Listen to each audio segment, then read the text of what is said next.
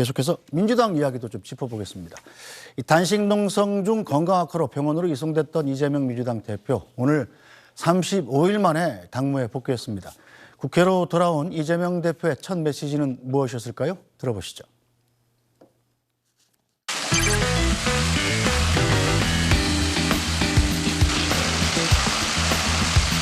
이재명 당대표의 속개 선언으로 더불어민주당 제175차 최고위원회를 속개하겠습니다. 네,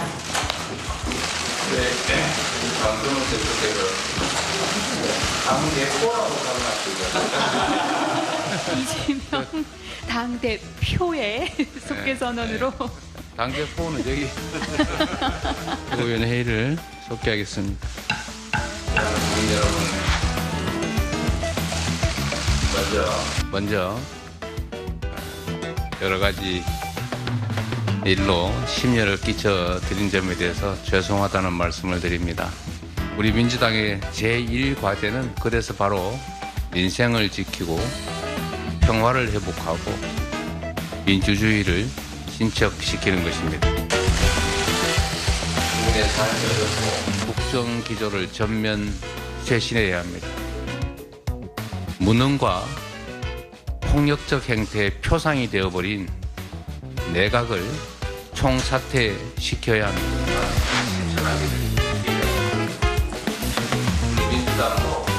우리 민주당이 작은 차이를 넘어서서 단결하고 단합해야 합니다. 체포동의안 처리 과정의 일로 더 이상 왈가왈부하지 않기를 바랍니다.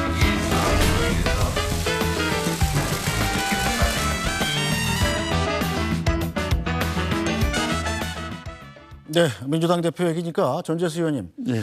이재명 대표가 농담하실 만큼 이게 건강이 다 회복되신 모양이에요. 당 대표라고. 그러니까 이제 35일이 지났으니까 건강이 상당한 정도로 회복됐다고 보는 것이 맞겠죠.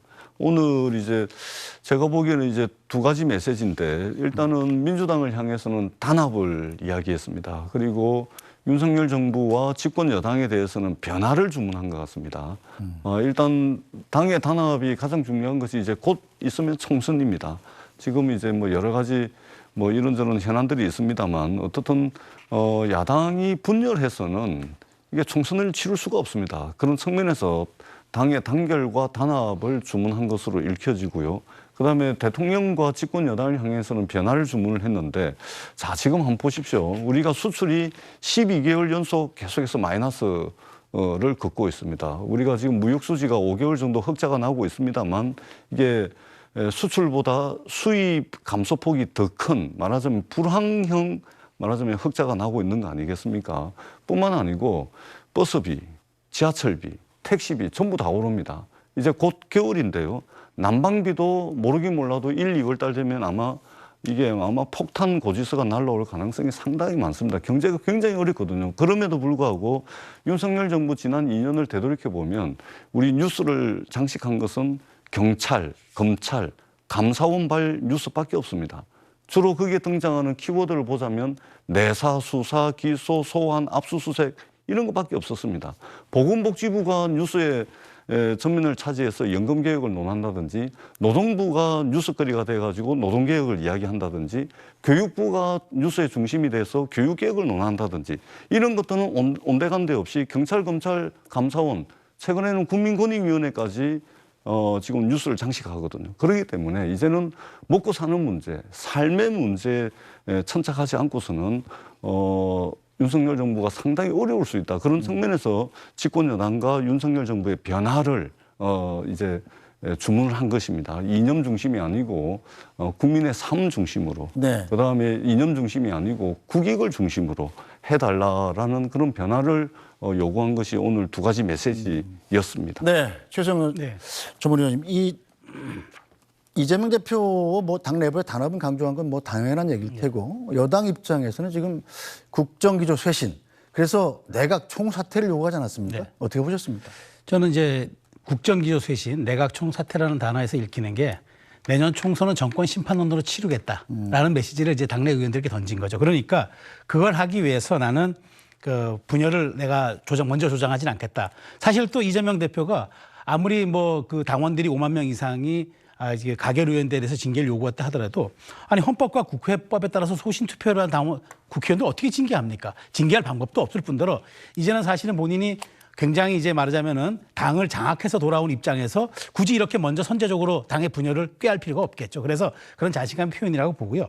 정말 그 국정기조 쇄신 이렇게 얘기하는데 저는 그럼에도 불구하고 이 얘기를 하기 전에 거야의 수장으로서 그동안 정말 윤석열 정부의 그 발목을 잡았던 곳에 오는 먼저 선제적 반성이라도 조금 먼저 했다면 이 얘기가 조금 진정성 있게 들렸을 텐데 이재명 대표의 그 체포동의안이 가결되는 날 함께 올라왔던 그 많은 수많은 민생 법안들 한 건도 처리 못하고 나중에 처리했거든요.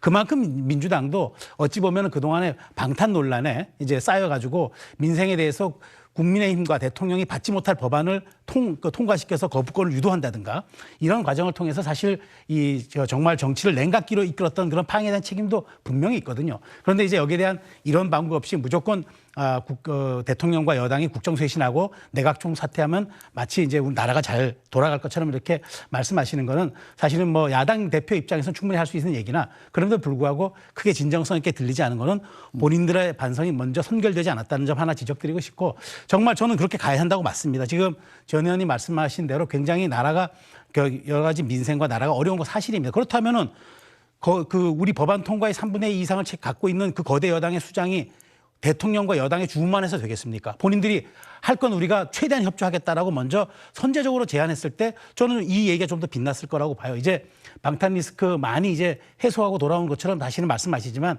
아직도 재판 일주일에 3번씩 나가야 되는 그런 처지에서 여러 가지 어려움이 있는 거 압니다. 그렇지만 그럼에도 불구하고 무조건 여당이 이제까지 아무런 일을 하지 않고 잘못했다라고 이렇게 얘기하기보다는 야당이 이제 협조할 건 협조하고 우리가 먼저 민생 법안들 처리하는데 앞장서겠다 이렇게 얘기했을 때 저는 비로소 이 냉각기가 조금 풀리고 이재명 대표의 말도 좀 진정성 있게 들리지 않을까. 네. 제가 최수영 의원님 말씀 취지는 제가 충분히 공감을 하고 뭐 저희들이 세게 듣겠습니다만 조금 더 좀 구체적으로 좀 말씀을 하셨으면 좋겠다는 생각이 드는데 예를 들면 야당이 발목을 잡아서 통과시키고 있지 못한 민생 법안이 과연 뭐가 있는지 지금 있잖아요. 대통령실과 집권여당에서 이 법안만큼은 꼭 좀 통과시켜 달라라고 하는 게 없습니다.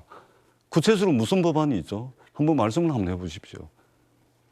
제가 말씀드린 거는 네. 그 당시 이제 올라왔던 무슨 뭐 그 민생과 직결된 보험에 관련 법안들이라든가 물론 나중에 통과제가 시켰다고 말씀드렸는데 그렇게 그때 이제 출산율을 제고하기 위해서 익명의 출산을 지원하는 그런 여러 가지 법안들이 본회의에 상정돼 있음에도 불구하고 그게 통과가 되고 나니까 나머지 법안들이 그날 전혀 처리가 되지 않고 뒤로 밀렸다. 그다음에 대통령이 거부권을 행사할 수 있는 그런 약간 그 국민적 아직도 합의가 좀 이루어지지 않은 그런 쟁점 법안들, 이를테면 뭐 간호소법이라든가 양곡법이라든가 이런 부분들을 통과시켜서 결국에 대통령의 거부권을 유도했다는 그런 점들에 대해서 저는 정말 민생에 대한 진정성이 있었으면은 여당과 조금 더 노력한, 물론 여당의 먼저 손을 내밀지 않았다는 지적에 대해서도 저도 공감합니다만은 그럼에도 불구하고 법안에 대한 거의 절대적 권한을 갖고 있는 제1야당이 그렇게 했던 점은 먼저 선제적으로 한번 시인했으면 좋았지 않았을까라고 말씀드린 겁니다. 그러니까 양곡법이라든지 간호법을 말씀을 하시자면 간호법 같은 경우는 윤석열 대통령의 공약 사항이었고요.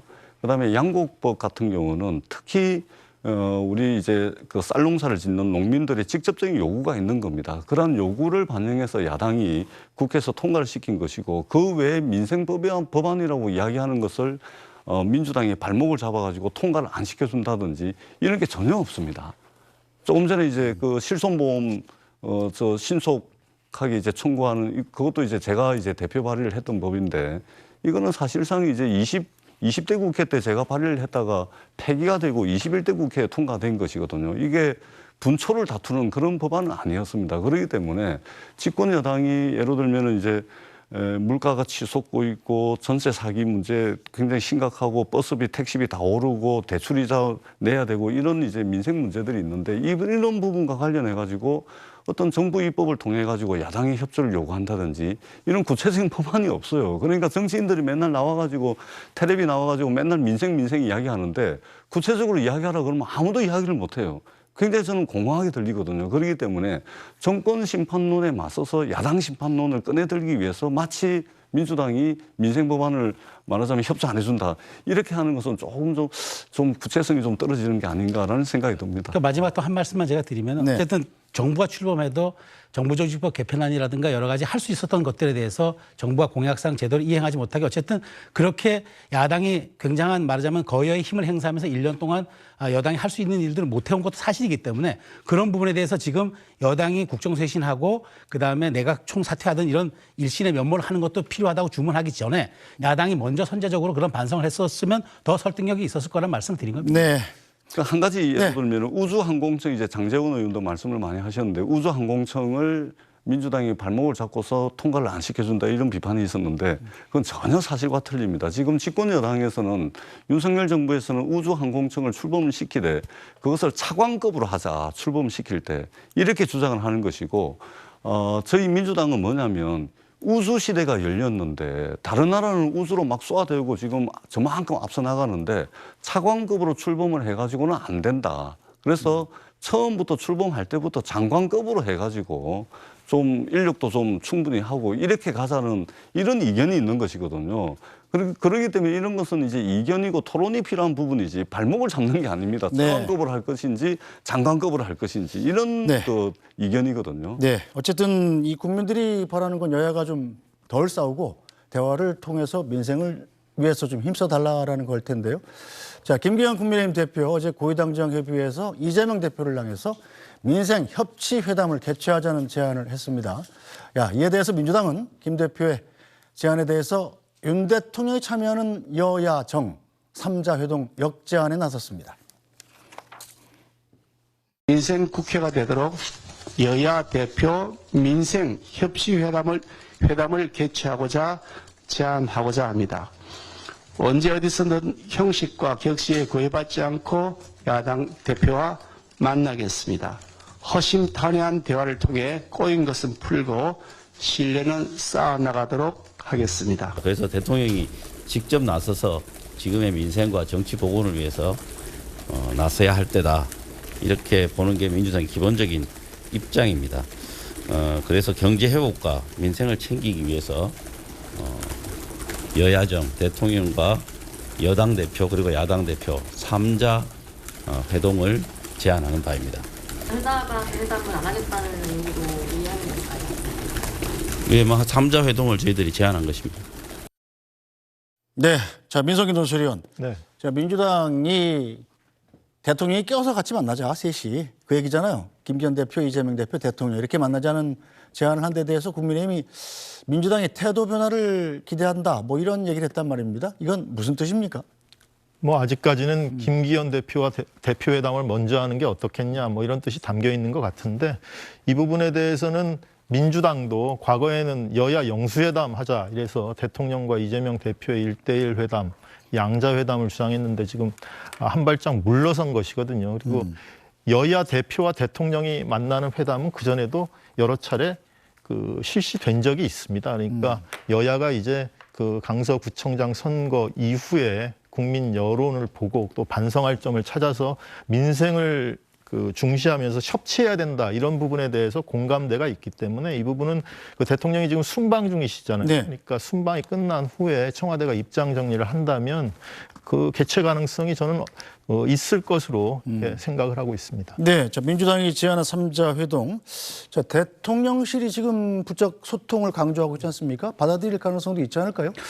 좀 뭐 조심스럽게 그런 가능성도 점쳐지고는 있어요. 왜냐하면 대통령께서 일단 국민 소통, 현장 소통, 당정 소통을 강조하셨잖아요.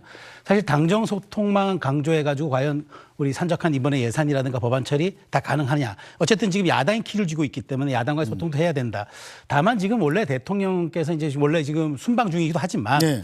원래 야당 대표 대통령이 만나는 정도의 그 정도의 행사면은 사전 의제 조율이라든가 여러 가지 형식적인 측면을 고려하지 않을 수가 없어요. 왜냐하면 이재명 대표께서는 우리가 허심탄회하게 만나자 얘기하는데 아무리 허심탄회해도 그 국가원수에 만나면 여러 가지 절차랑 과정이 있기 마련입니다. 그래서 저는 일단 먼저 김기현 대표가 제안했던 여야 대표회담 먼저 만나서 여기에 대해서는 약간 격식이 없어도 되니까 그렇게 만나서 뭔가 물꼬를 튼 다음에 그다음에 3자로 가는 방법도 오히려 김기현 대표가 그렇게 해서 대통령실에 얘기를 했을 때 조금 더 말하자면 받아들일 가능성이라든가 수용할 수 있는 그런 여지들이 좀 열리지 이렇게 반드시 3자가 우선되어야 된다라고 얘기하면은 저는 굉장히 좀 다란히 쳇바퀴 돌 수 있다고 봐요. 그래서 저는 이제 31일 날 지금 아마 대통령의 예산안 시정연설이 지금 국회에 예정돼 있습니다. 그럴 그럴 경우에 저는 자연스럽게 국회의장실에서 대통령과 여야 대표가 티타임 정도를 하면서 사전에 우리가 문을 열기 위해서 문고리부터 잡듯이 그 3자 회동을 열 수 있는 어떤 문고리와 단초가 되지 않을까 생각하기 때문에 조금 여기에 대해서는 굳이 민주당 측에서도 3자 회동에만 반드시 집착해서 요구하는 것보다는 열린 마음으로 그걸 먼저 한 다음에 3자 회동 한번 해봅시다라고 이렇게 좀 전향적으로 받아들이거나 제안하셔도 좀 여러 가지 상황들이 좀 가능성이 좀 열리지 않을까. 저는 그렇게 조심스럽게 분석합니다. 양자 회동이 됐든 3자 회동이 됐든 국민들은 다 많이 만나는 모습을 보고 싶어하는 것에는 뭐 변함이 없을 것 같습니다. 자, 전재수 의원님, 이재명 대표가 또 앞에 놓인 과제가 하나 더 있죠. 이른바 가결파 의원들에 대한 처리 문제인데 이재명 대표 메시지 들으면 체포동의안 처리 과정 일로 더 이상 왈가왈부하지 않길 바란다 이런 얘기를 했단 말이에요. 그럼 앞으로도 계속 가결파 징계는 없다 이렇게 받아들여도 되는 겁니까? 사실은 징계를 하고 싶어도 이게 가결파로 이렇게 낙인이 찍힌 분들이 계신데 이게 실제 이제 윤리 심판을 통해 가지고 가결했는지 안 했는지 확인할 방법도 없습니다. 네. 징계할 방법이 없죠. 사실 네. 아니 뭐 증거가 있습니까? 그렇지 않습니까?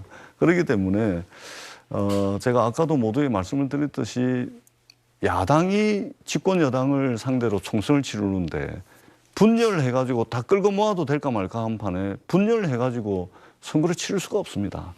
그런 대전제, 대원칙에 이재명 대표가 좀 철저하게 원칙을 지키는 쪽으로 아마 간 것 같습니다. 그렇기 때문에 우리 당에 이제 열성 지지자분들이 계신데 오늘 이제 당 대표께서 이렇게 말씀을 하셨기 때문에 나중에 이제 시스템 공천을 통해서 공천을 하게끔 되어 있습니다. 거기에 당원 50%, 국민 50%를 통해 가지고 경선을 하게끔 되어 있고 현역 국회의원이라 하더라도 도전자가 있게 되면 반드시 경선을 하게끔 되어 있습니다. 네. 그 과정을 통해서 뭐 하든지 말든지 하면 되는 것이지 인위적으로 윤리심판원에 해부를 해가지고 징계를 한다든지 그런 논의는 없는 것으로 오늘 이재명 대표가 선언을 하신 것으로 그렇게 판단이 됩니다.